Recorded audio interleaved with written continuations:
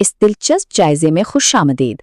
آج ہم تاریخ کے ایک ایسے انوکھے سفر پر نکل رہے ہیں جہاں مکمل درویشی اور انتہائی سادگی نے برصغیر کی سب سے طاقتور سلطنتوں کو بھی اپنے سامنے جھکنے پر مجبور کر دیا۔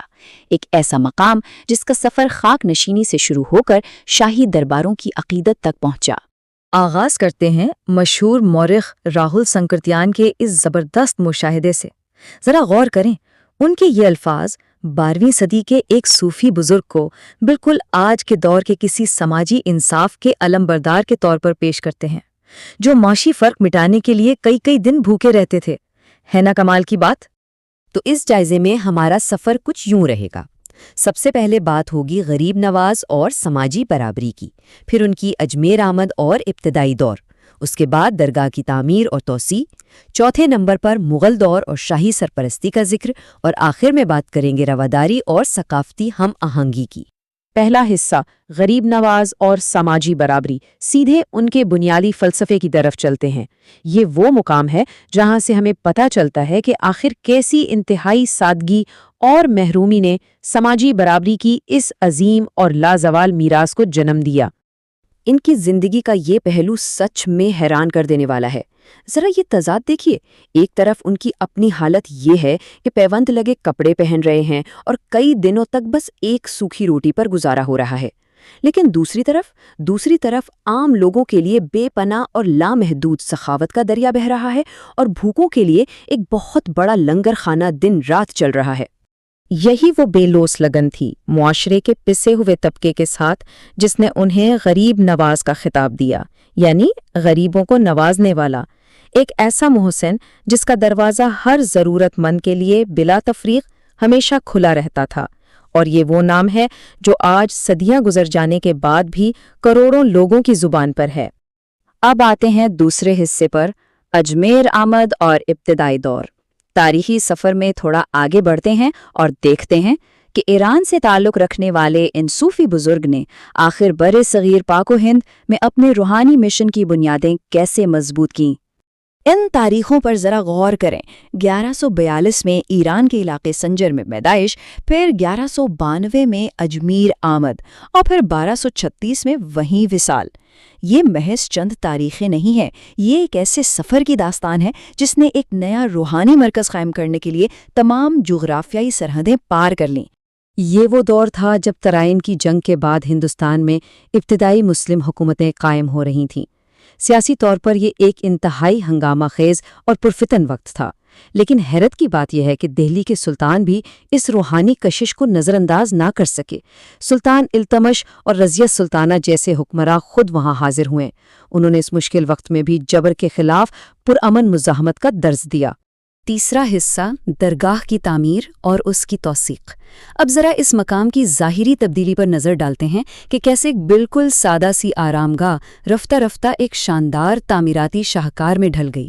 شروعات ایک انتہائی سادہ لکڑی کے ڈھانچے سے ہوئی، پھر اس پر پتھر کی چھتری کا اضافہ ہوا۔ اس کے بعد 1455 میں مانڈو کے سلطان محمود خلجی نے ایک باقاعدہ اور مستقل مقبرہ تعمیر کروایا، اور پھر 1532 میں اس کے کمل والے گنبد کی شاندار تزئین و آرائش کی گئی۔ یہ بتدریج ارتقاء دراصل اس مقام کے تیزی سے بڑھتے ہوئے اثر و رسوخ کی ایک واضح کہانی سناتا ہے۔ یہاں ایک بات اور بہت دلچسپ ہے، مغلوں کی آمد تو بہت بعد میں ہوئی، لیکن اس سے صدیوں پہلے ہی حکمرانوں نے اس درگاہ کا رخ کرنا شروع کر دیا تھا۔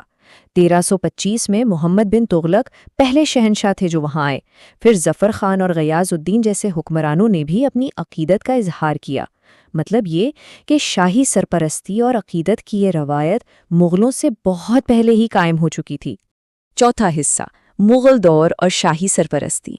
اب ہم اس موڑ پر آ گئے ہیں جب برصغیر کی سب سے عظیم، سب سے طاقتور سلطنت خود کو پوری طرح اس درگاہ کی فلاحی میراث کے ساتھ جوڑ لیتی ہے۔ ذرا اس منظر کو اپنے ذہن میں لائیں۔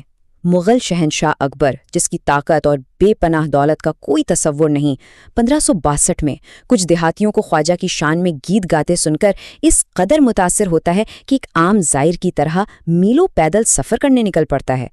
1572 میں تو وارث کی تلاش کے لیے آگرہ سے روزانہ 14 میل چل کر اجمیر پہنچنا، یہ تاریخ کی ایک انتہائی غیر معمولی تصویر ہے۔ اور پھر شہنشاہ اکبر کا یہ قدم 18 دیہات، جی ہاں پورے 18 گاؤں کی آمدنی کو شاہی فرمان کے ذریعے براہ راست درگاہ کے لنگر خانے کے لیے وقف کر دیا گیا۔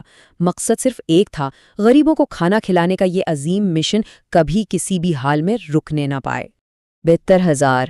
ذرا اس ناقابل یقین نمبر کو ہضم کرنے کی کوشش کریں۔ درگاہ پر عطیہ کی گئی بڑی پیتل کی دیگوں میں ایک ہی وقت میں 72,000 لوگوں کا کھانا پکانے کی گنجائش تھی۔ اس سے اندازہ لگایا جا سکتا ہے کہ شاہی سرپرستی میں انسانیت کی خدمت کا یہ کام کس غیر معمولی اور صنعتی پیمانے پر پہنچ چکا تھا۔ اگر ہم تاریخ کے اوراق پلٹیں تو صاف نظر آتا ہے کہ مغل سلطنت کی یکے بعد دیگرے آنے والی نسلیں کس طرح اجمیر میں اپنے تعمیراتی اور فلاحی نقوش چھوڑنے میں ایک دوسرے سے آگے نکلنے کی کوشش کر رہی تھیں۔ اکبر کی بنائی گئی مسجد اور دیگ ہو، جہانگیر کی طرف سے ایک اور بڑی دیگ کا اضافہ ہو، یا پھر شاہجہاں کے دور کی سفید سنگ مرمر کی خوبصورت مسجد اور شاہجہانی دروازہ، ہر حکمران نے اپنی عقیدت کا کھل کر اظہار کیا۔ اب ان تمام شاہی عمارتوں اور شان و شوکت کے بالکل بیچوں بیچ ایک انتہائی دلچسپ اور کسی پریوں کی کہانی جیسی داستان بھی دفن ہے۔ ایک عام سے بھشتی یعنی پانی پلانے والے کی قبر۔ یہ وہی شخص تھا جس نے شہنشاہ ہمایوں کو ڈوبنے سے بچایا تھا اور انعام میں اسے آدھے دن کی بادشاہت ملی تھی، اور آج اس کی آخری آرام گاہ بھی اسی عظیم درگاہ کے احاطے میں موجود ہے۔ اور اب ہمارا آخری حصہ، رواداری اور ثقافتی ہم آہنگی۔ آخر میں ہم اس بات کا جائزہ لیں گے کہ اس طویل اور حیران کن تاریخی سفر کے آج کے جدید دور کے معاشرتی ڈھانچے اور ثقافت کے لیے کیا معنی ہیں۔ دلچسپ بات یہ ہے کہ یہ مقام آج بھی بالکل ویسے ہی کام کر رہا ہے جیسے صدیوں پہلے کرتا تھا۔ یہ درگاہ خواتین اور غیر مسلموں کے لیے بغیر کسی پابندی کے ہمیشہ کھلی رہتی ہے۔ دنیا بھر سے، یہاں تک کہ امریکہ، فرانس اور جرمنی کے سیاستدان بھی حاضری دیتے ہیں۔ سالانہ عرس اور میلاد النبی کے اتنے بڑے اجتماعات ہوتے ہیں، اور یہ قوالی موسیقی کا بھی ایک بہت بڑا اور اہم مرکز ہے۔ مہمان نوازی کا ایک ایسا سمندر جو ہر قسم کی جغرافیائی اور مذہبی حدود سے آزاد ہے۔ تو اب ذرا اجمیر کے اس انوکھے جغرافیے پر غور کریں۔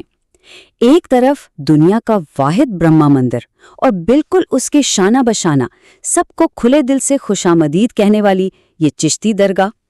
کیا یہ اس بات کی واضح دلیل نہیں کہ مکمل شمولیت اور برابری کے حامل مقامات ہی مستقبل کی سماجی ہم آہنگی کا بہترین اور حتمی خاکہ ہے؟ یہ ایک ایسا سوال ہے جو تاریخ نے ہمارے لیے چھوڑ دیا ہے کہ حقیقی طاقت ہمیشہ اتحاد اور سب کو ساتھ لے کے چلنے میں ہی پنہان ہے۔